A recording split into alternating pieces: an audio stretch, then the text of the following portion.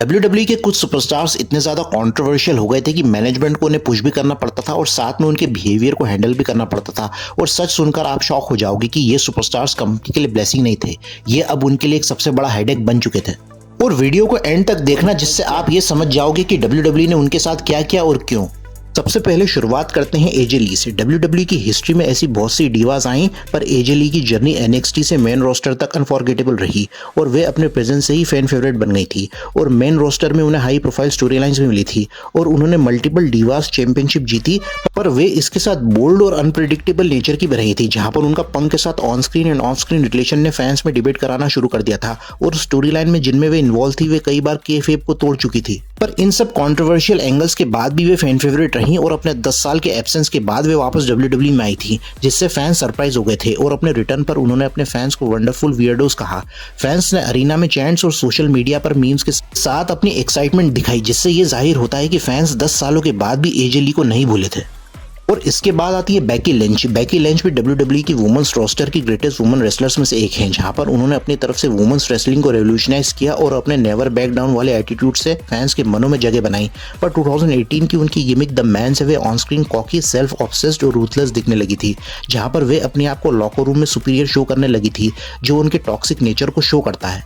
यहाँ पर उनका ईगो अब साफ दिखने लगा था और उनके बैकस्टेज पर्सोना भी आउटस्पोकन हो गया था और उनके क्रिएटिव कॉन्फ्लिक्ट्स भी होने लगे थे, जहाँ पर वे अपने ओपिनियंस को ओपनली शेयर करती थी, जो दूसरे स्टाफ मेंबर्स को टॉक्सिक लगने लगा था। बेकी लॉकर रूम में भी अपना डोमिनेंस एग्रेसिवली दिखाती थी और अपने प्रोमोज में भी वे कभी रूथलेस हो जाती थी, जिससे स्टोरी लाइन टेंशन क्रिएट होने लगा था। और इतने टॉक्सिक ट्रेड्स के बावजूद भी वे फैन फेवरेट बनी रही और ये एटीट्यूड उन्हें मॉडर्न WWE का iconic toxic but loved superstar बनाता है।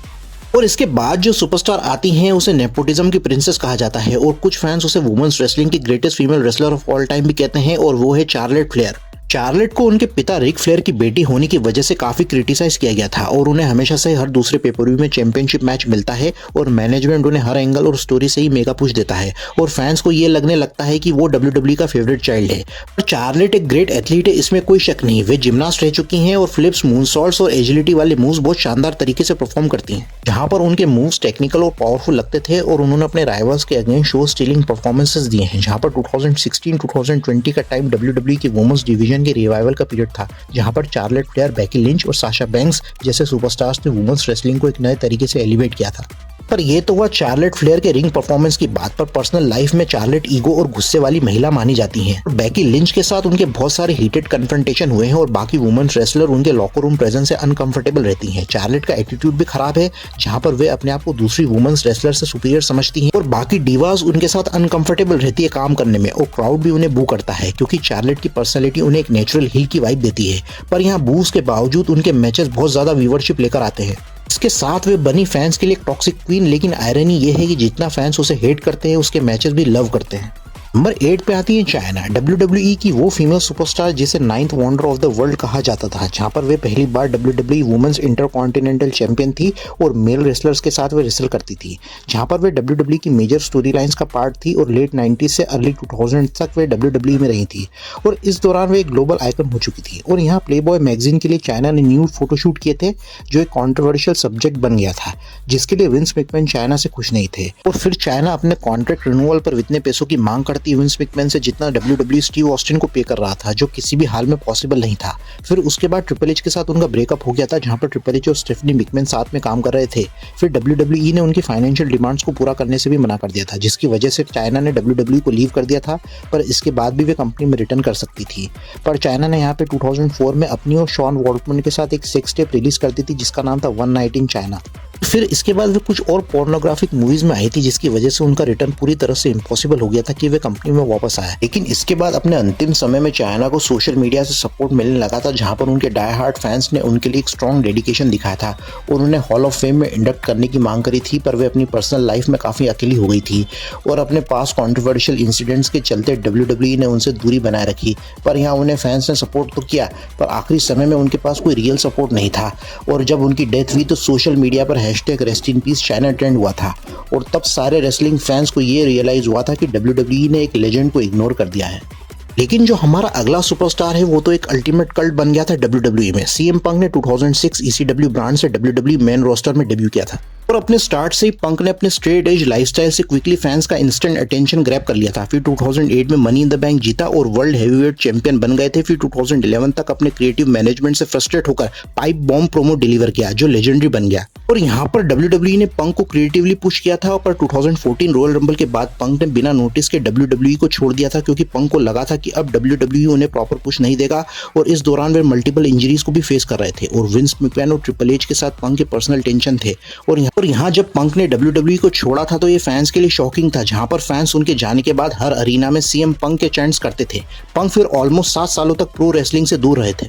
फैंस अभी तक उन्हें नहीं भूले थे, क्योंकि यहाँ तक पंक रेसलिंग के कल्ट फिगर बन चुके थे, क्योंकि उनकी voice of voiceless persona fans के दिलों में घर कर गई थी। पंक ने फिर 2021-23 तक AEW के लिए काम करा था, जहां पर केनी ओमेगा और यंग बक्स को पंक ने पर्सनली इंसल्ट किया था। फिर टोनी खान ने पंक के कॉन्ट्रैक्ट को टर्मिनेट कर दिया था। फिर 8 सालों के बाद पंक ने WWE में फिर वापसी करी थी सर्वाइवर सीरीज 2023 के वॉर गेम्स में, जहां पर लिटरली क्राउड बहुत ज्यादा लाउड हो गया था। और उनके रिटर्न पर ट्रिपल एच ने कहा था, sometimes business changes in 1 second and tonight is that second.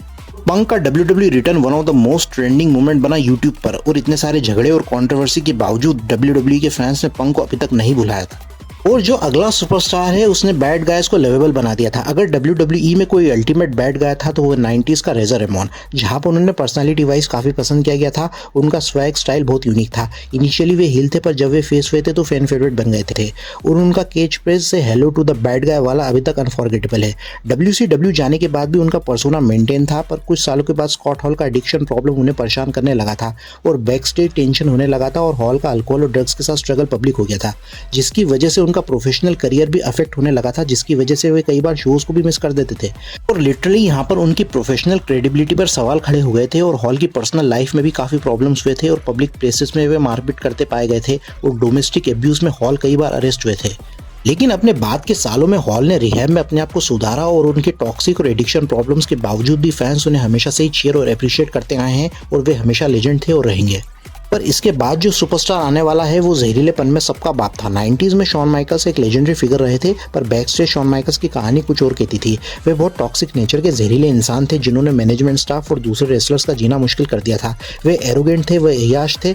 जिसने शॉन माइकल्स को 2002 के बाद रेसलिंग करते देखा था वो कोई और व्यक्ति था। लेकिन जो 90s में शॉन माइकल्स हुआ करते थे वो रियल लाइफ में एक विलन थे। और उनका और उनके साथी क्लिक मेंबर्स का कंट्रोल पूरे क्रिएटिव टीम पर रहता था। शॉन माइकल्स का एटीट्यूड इतना ज्यादा खराब था कि वे अपने मैचेस और स्टोरी लाइंस पर कंट्रोल चाहते थे। पार्टीज, ड्रग्स और लड़कियां शॉन माइकल्स की पहली पसंद हुआ करती थी, जहां पर माइकल्स WWE की डीवा सनी के साथ अफेयर में थे और बैक स्टेज उनका रिलेशन पब्लिक हो गया था, जहां पर माइकल्स और अंडरटेकर की राइवलरी बैक स्टेज भी चल रही थी। और ब्रेट हार्ट और माइकल्स की राइवलरी तो यूनिवर्सली फेमस है, पर इसके बावजूद माइकल्स एक शानदार इन रिंग परफॉर्मर थे। उनका करिश्मा अनमैचेबल था, जहां पर माइकल्स का एथलेटिज्म, हाई फ्लाइंग मूव्स और शोमैनशिप काबिले तारीफ थी। और उनके आइकॉनिक मैचेस हुए थे रेजर रेमॉन के साथ लैडर मैच और ब्रेट हार्ट के साथ first ever iron man match लाजवाब थे।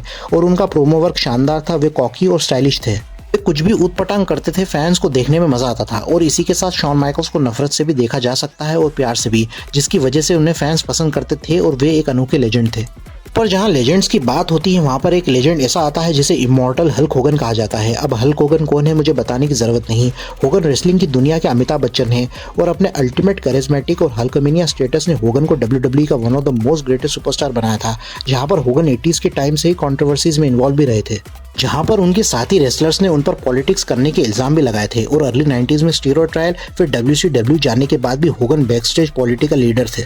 और बहुत से यंग टैलेंट्स उनकी पॉलिटिक्स की वजह से उभर नहीं पाए थे। और उनके क्रिएटिव कंट्रोल की तो बात ही छोड़ दो, WCW का क्या हाल हुआ था सबको पता है। और 2015 में उनका रेशियल कमेंट लीक हो गया था, जिसने होगन की पूरी रेपुटेशन को खराब कर दिया था और उन्हें ब्लैक रेसलर से काफी बैकलैश मिला था। यहाँ पर होगन की लाइफ और कंट्रोवर्सीज हमेशा उनके साथ बनी रही थी। पर इतनी कंट्रोवर्सीज होने के बाद फैंस अभी भी उन्हें प्यार करते थे, जो किस्मत वालों को ही नसीब होता है। जहां उनकी रियल अमेरिकन थीम और होगन के मैनरिज्म्स आज भी फैंस को नॉस्टैल्जिया देते हैं।